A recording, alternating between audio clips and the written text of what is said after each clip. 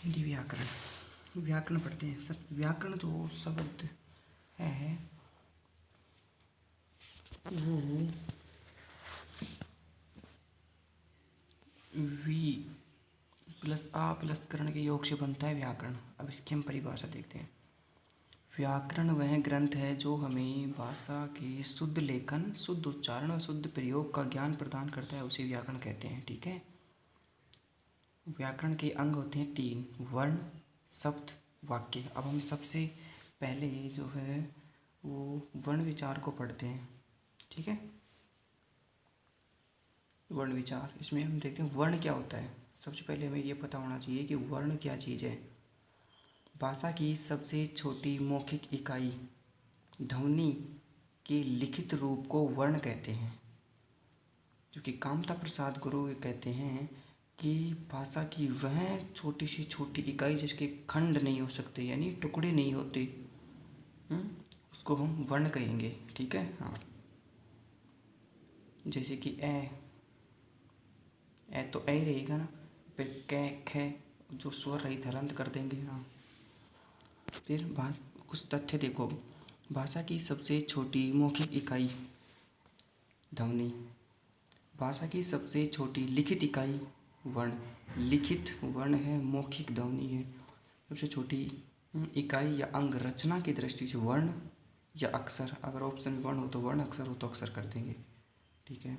भाव या भावार्थ के आधार पर सबसे छोटी इकाई वाक्य होती है। और भाषा का सबसे बड़ा अंग वाक्य। हिंदी विश्व की सभी भाषाओं में सर्वाधिक वैज्ञानिक भाषा है। भाषा की पूर्ण इकाई वाक्य कहलाती है। वर्णों के व्यवस्थित समूह को वर्णमाला कहते हैं। वर्णों के उच्चारण की रीति को प्रयत्न कहा जाता है। अब हम जो है वो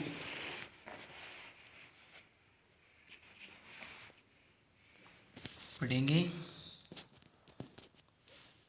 वर्ण को। वर्णों को हम 2 भागों में बांटते हैं, स्वर और व्यंजन। इन दोनों को संयुक्त रूप से वर्ण कहते हैं। स्वर स्वतंत्र होते हैं, इसमें अन्य वर्ण की सहायता नहीं ली जाती इनके उच्चारण करते समय। जबकि व्यंजन जो होते हैं वो स्वतंत्र नहीं होते। व्यंजनों का उच्चारण करने के लिए हमें स्वरों की सहायता होती है। जैसे जो क है, एक व्यंजन है क, इस क के अंदर ए छुपा हुआ है, तब ये पूरा क बनता है। ठीक है। हाँ, ये ऐसे हलंत लगा होता है। हाँ, अब हो गया स्वर। वर्ण स्वतंत्र होते हैं, अन्य वर्ण की आवश्यकता नहीं होती। संख्या होती है 11। ए, आ, ई, उ, री, ए, आई, ओ, औ। 11 स्वर होते हैं और ये अयोग्य वह अंग और ए जो है ये स्वर ध्वनियों में ही गिने जाते हैं। ठीक है। स्वरों के प्रकार। सबसे पहले मात्रा, काल, समय। उच्चारण में लगने वाले समय के आधार पर 3 प्रकार की। मात्रा, काल और समय के आधार पर। मात्रा, काल और समय। मात्रा, काल, समय के आधार पर जो स्वर होते हैं उनको 3 प्रकार से बांटा गया। ह्रस्व, दीर्घ और प्लुत स्वर। ह्रस्व जिसको हम लघु स्वर भी कहते हैं, छोटा भी कहते हैं, और एक मात्रिक स्वर या मूल स्वर भी कहते हैं। जबकि दूसरे नंबर पर कौन सा आता है? दीर्घ यानी गुरु, जिसको बड़ा भी बोलते हैं। द्विमात्रिक यानी 2 मात्राएं होती हैं, इसमें संधि स्वर भी बोलते हैं इनको। इसका होता है प्लुत स्वर। प्लुत का मतलब होता है जब किसी वर्ण को लंबे समय तक लगातार बोला जाता है तो प्लुत रूप प्राप्त कर लेता है। अब हम देखते हैं कि ह्रस्व स्वर के अंतर्गत कौन कौन से आते हैं। तो ह्रस्व स्वर के अंतर्गत आते हैं ए, ई, उ और री। कुल 4 स्वर होते हैं, ये मूल स्वर होते हैं ये। ठीक है। अच्छा, फिर दीर्घ स्वर में आ, ई, उ, ए, आई, ओ, औ, ये 7 होते हैं दीर्घ स्वर। प्लुत स्वर के अंतर देखें, अभी बताया था आपको। ठीक है, वो की परिभाषा लिखी आ गई। यदि किसी स्वर को लंबे समय तक लगातार बोला जाए तो वह प्लुत रूप ले लेता है। ठीक है। यदि कोई स्वर है, उस स्वर को लगातार लंबे समय तक बोला जाए, जैसे मैया, तो इसमें मैया इसी शब्द को अगर लगातार बोला जा रहा है तो ये जो है, ये जो एक एस की आकृति जो है, इसका मतलब है, ये चिन्ह ये कह रहा है इस शब्द की लगातार पुनरावृत्ति हो रही है। ठीक है। हाँ, प्लुत रूप ले लेता है। इसके अंतर्गत ए ह्रस्व का और 7 दीर्घ स्वर, कुल 8 वर्ण आते हैं इसके अंतर्गत, प्लुत स्वर के अंतर्गत। ठीक है,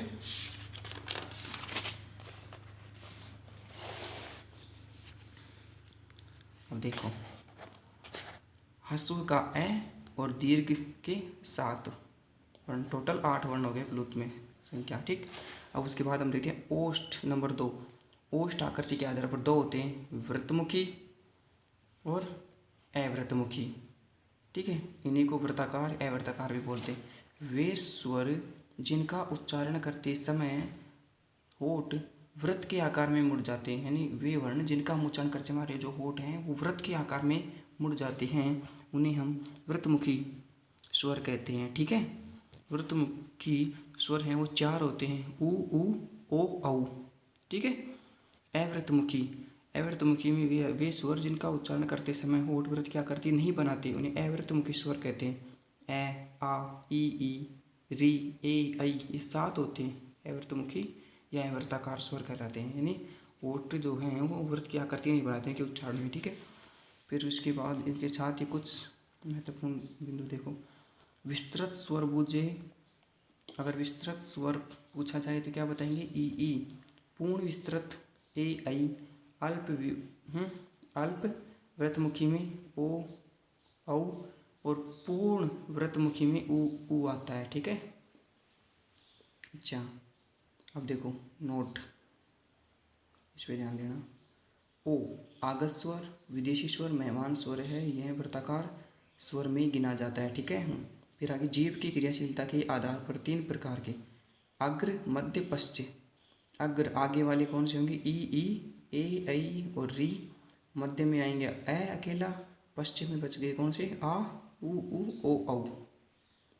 ठीक है, फिर आता है उसके बाद 4 नंबर पे तालु या मुख आकृति की स्थिति के आधार पर 4 प्रकार के होते हैं, संवृत, अर्धसंवृत, विवृत, अर्धविवृत स्वर। ठीक है, अब ये सारणी देखो तुम।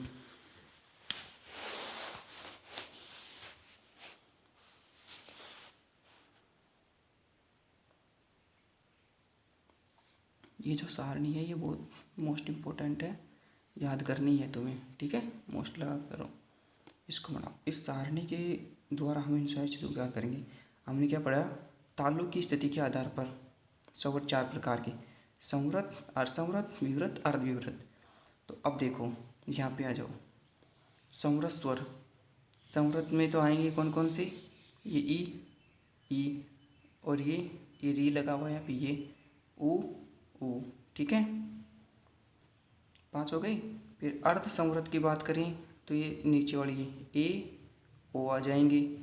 और विवृत में, फिर अर्ध विवृत में देखें तो अर्ध विवृत में क्या आएंगे? ये ऐ, औ और आ जाएंगे, ए आ जाएगा। और विवृत अकेला जो खुला स्वर है वो आ है, जो खुला हुआ है वो अकेला आ है। ठीक है, अनुनासिकता के आधार पर 2 प्रकार के होते हैं, अनुनासिक 11, निर्नुनासिक भी 11 होते हैं। अनुनासिक में वे स्वर जिन पर अनुनासिक चिन्ह चंद्र बिंदु लगा हो, ठीक है, चंद्र बिंदु जिनके ऊपर लगा होता है अनुनासिक स्वर होते हैं, और वे स्वर जिन पर चंद्र बिंदु नहीं लगा उन्हें निर्नुनासिक कहते हैं। ठीक, दोनों 11-11 होते हैं। फिर जाति के आधार पर स्वर 2 प्रकार के होते हैं, सजातीय और विजातीय। समान जाति वाले स्वर आते हैं, ए के साथ ए या आ जाए, ओ के साथ उ आएगा, ई के साथ ई आएगा। ठीक है, तो समान जाति, और अगर ए के साथ ए आ जाए या ए के साथ ई आ जाए, ए के साथ उ आ जाए तो असमान हो गए वो। ठीक है, वो विजातीय कहलाते हैं। कामता प्रसाद गुरु के अनुसार स्वरों के भेद 2। कामता प्रसाद गुरु जो हैं उन्होंने स्वरों के भेद बताए, कितने? 2 भेद बताए। ठीक है, मूल स्वर, संधि स्वर। मूल स्वर में तो अपने 4 आ गए, ए, ई, उ और री। ठीक है, और संधि स्वर जिनको फिर 2 भागों में बांट दिया, एक तो दीर्घ और एक संयुक्त अक्षर। अब दीर्घ में तो आ गया आ, ई, उ, और संयुक्त अक्षर में ए, ऐ, ओ, औ। ठीक,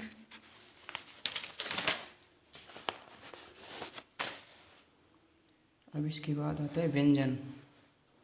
व्यंजन वर्ण वे वर्ण जो स्वतंत्र उच्चारित नहीं होते अर्थात जिन्हें बोलने के लिए अन्य वर्ण की सहायता ली जाती है उन्हें व्यंजन वर्ण कहते हैं।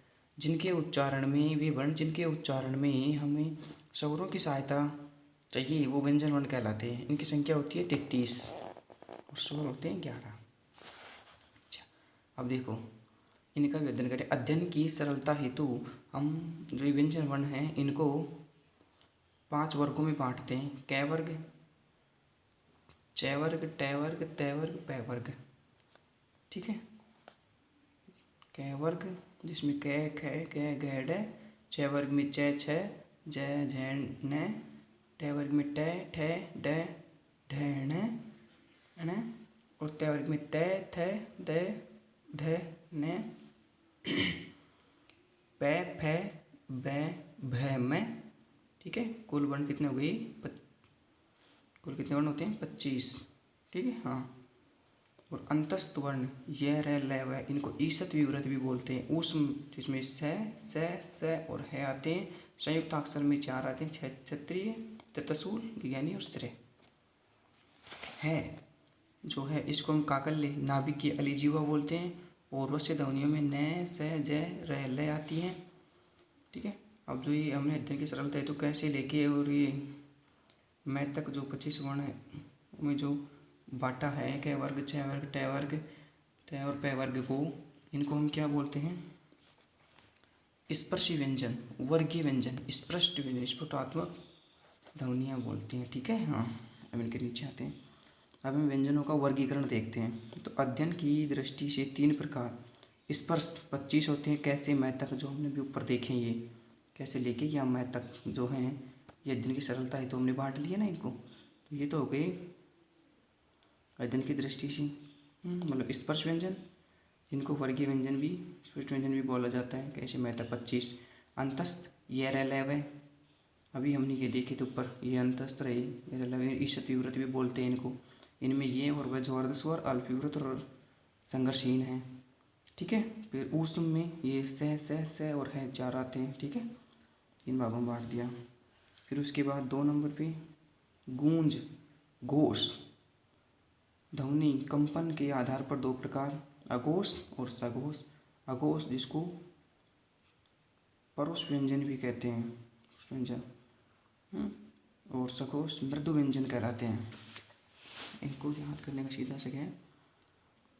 अघोष प्रत्येक वर्ग का पहला व दूसरा वर्ण और तीनों सह आते हैं, इनकी संख्या होती है 13। सघोष में क्या होता है? प्रत्येक वर्ग का तीसरा, चौथा, 5वां वर्ण आते हैं तथा यह र, ल, व और है भी इसमें शामिल और सभी स्वर तो आएंगे। सघोष में 31 इनकी संख्या होती है। इसका सूत्र है तिचो पांत सौरा सघोषा। प्रत्येक वर्ग का तीसरा, चौथा, 5वां वर्ण अंतस्थ और है सभी स्वर इसके अंतर्गत आते हैं सघोष में। फिर उसके बाद आते हैं हम प्राणवायु या श्वास वायु के आधार पर कितने भागों में? 2 भागों में, अल्पप्राण, महाप्राण। इसका सूत्र क्या है? द्विचय ऊष्मा प्राण, यानी प्रत्येक वर्ग का दूसरा, चौथा वर्ण सभी ऊष्म व्यंजन स है। ठीक है, इसमें आएंगे महाप्राण में। जबकि 135 अंत सौरा अल्पप्राण, यानी प्रत्येक वर्ग का पहला, तीसरा, 5वां वर्ण अंतस्थ ये रह सभी स्वर अल्पप्राण होते हैं, संख्या होती है 30। ठीक है, ये हो गई। अच्छा, फिर उसके बाद ये क्या कह रहा है? उच्चारण के आधार पर व्यंजन 8 होते हैं।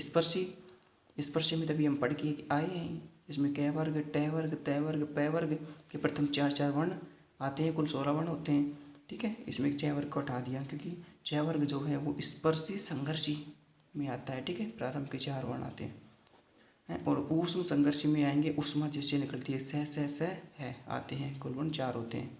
जबकि NCERT में हमें ख, ज, फ भी इसमें दिए गए हैं। ऊष्म संघर्षी जो हैं जिसमें सर्दी लगती है क्या करते हैं? स तो से करते हैं, रे थोड़ी करते हैं। हाँ, तो उससे से उष्मा निकलती है ना, ऊष्म व्यंजन हो गई, उससे से है। और NCERT में ख, ज, फ भी शामिल है। स्पर्शी संघर्ष भी हमें बताया दिए 6 वर्ग के प्रथम 4 वर्ण। नासिक के सभी वर्णों के पंचमा अक्षर आते हैं, जड़, अंग, न, मैं और न, पांचों वर्णों की। संघर्षहीन, अर्धस्वर अल्फ विवृतीय और वह होते हैं। प्रकंपित र होता है। पार्श्विक में लय, ताड़नजात ड और ढ, इनको उच्चित द्विगुणी द्विस्पष्ट भी बोलते हैं। ठीक है। जीवा मूली व्यंजन क, ख और ग होते हैं। उच्चारण स्थान के आधार पर 5 कैसे? सबसे पहले विचार उत्पन्न होंगे हृदय में, फिर कहाँ आएंगे? कंठ में, कंठ से कहाँ जाएंगे? तालु में, तालु से मूर्धा यानी मसूड़ों में आएंगे, टकराएंगे, मसूड़ों से दंत और फिर ओष्ठ तक आएंगे। ठीक है, क्रम याद हो गया? कैसे विचार उत्पन्न होंगे हृदय में, फिर हृदय से कहाँ उठे आएंगे? कंठ में, कंठ से कहाँ जाएंगे? तालु में, तालु से मूर्धा, मूर्धा से दंत, दंत से ओष्ठ। ठीक है।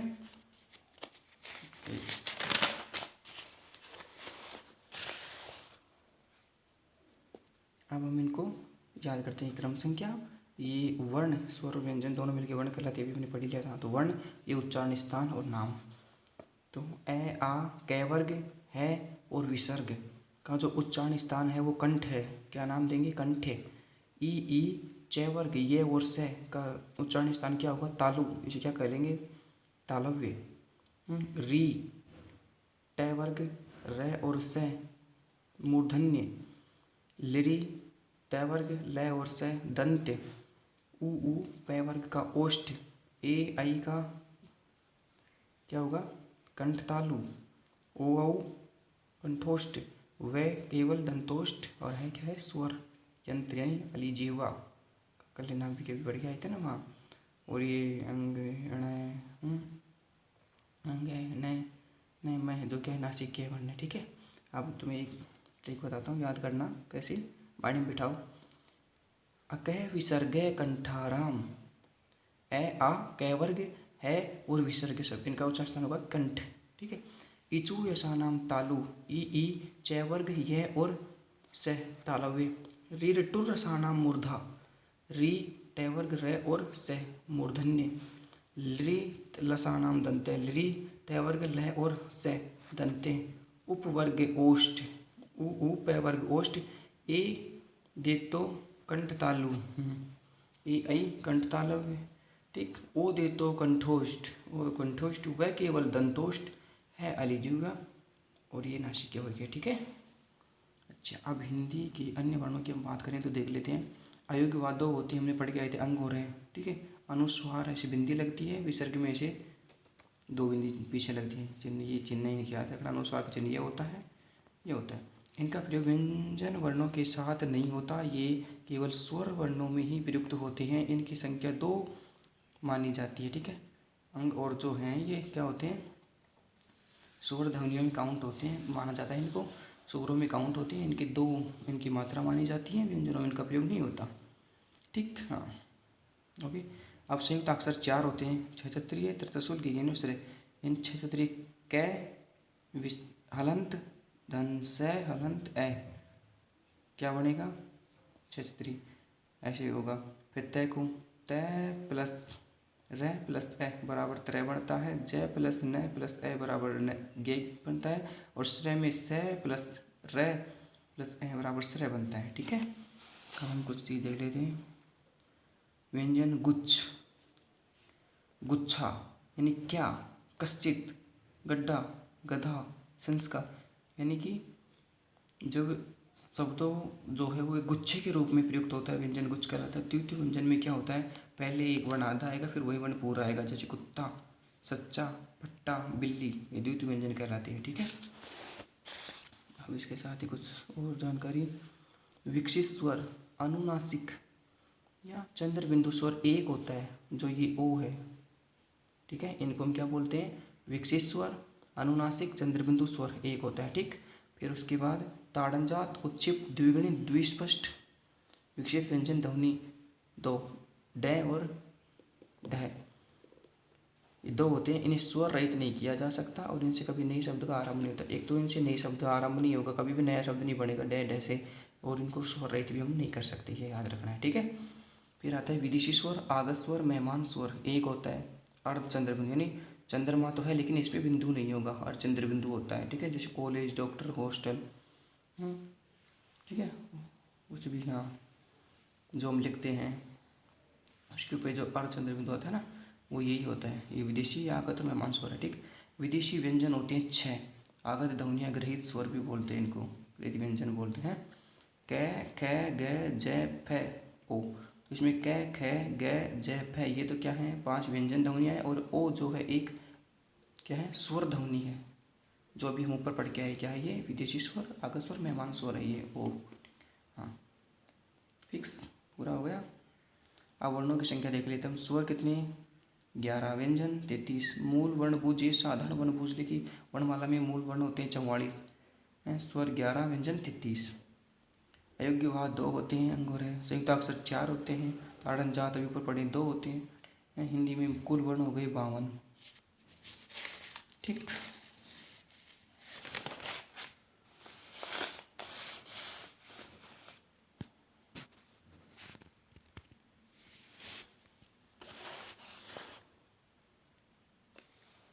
विदेशी वर्ण और होते हैं 4, तो मानक संख्या वर्ण की होती है 56। अब देखो, मात्रा, स्वर का प्रतिनिधि रूप क्या कहलाती है, मात्रा। संख्या होती है 11, दृश्य रूप में 10 होती है। ए उदासीन होता है, ठीक है, ए आ ई ओ उ री ए ऐ ओ औ, ठीक है। तो ये ए जो है, इसकी कोई मात्रा नहीं होती, उदासीन होगा, जबकि सभी की मात्रा होती है। हाँ, ठीक है। तो मात्रा भाग होते हैं 2, मिष्टि मिस वाह है, ठीक है। तो ह्रस्व और दीर्घ, ह्रस्व में 4 आएंगे, ए ई उ और री, एक मात्रा होती है इनमें। दीर्घ में आ ई उ ए ऐ ओ ओ, 2 मात्रा होंगी, 7 होती हैं, ठीक है। जैसे कमल में मात्रा बताओ हमसे पूछा जाए तो क्या करेंगे हम, मात्रा बताओ या वर्ण बताओ पूछ ले। तो जैसे कमल है, हम सबसे पहले शब्द को पूरे को तोड़ देंगे। जैसे कै धन ए, धन मैं, धन ए, धन ले, धन ए। तो अब इसमें वर्ण गिनो कितने होते हैं, 1 2 3 4 5 6 हो रहे हैं। लेकिन एक चीज़ याद रखनी है, नोट करके, क्या, यदि किसी शब्द की अंतिम स्वर ध्वनि ए हो तो अलग से नहीं गिनेंगे। अंतिम अगर ए है तो उसे अलग से नहीं गिनेंगे, ठीक है। अगर ए के अलावा कोई ध्वनि है तो उसे अलग से हम काउंट करेंगे। तो ए को छोड़ना है। तो कितने हो गए, वर्ण 5, और मात्रा कितनी हो गई, 2 और 3 मात्रा हो गई। ऐसे कर देंगे, ठीक है। ओके, आगे की क्लास आगे करेंगे। चैनल को सब्सक्राइब करें, शेयर करें नई नई जानकारी के लिए कल, ठीक है।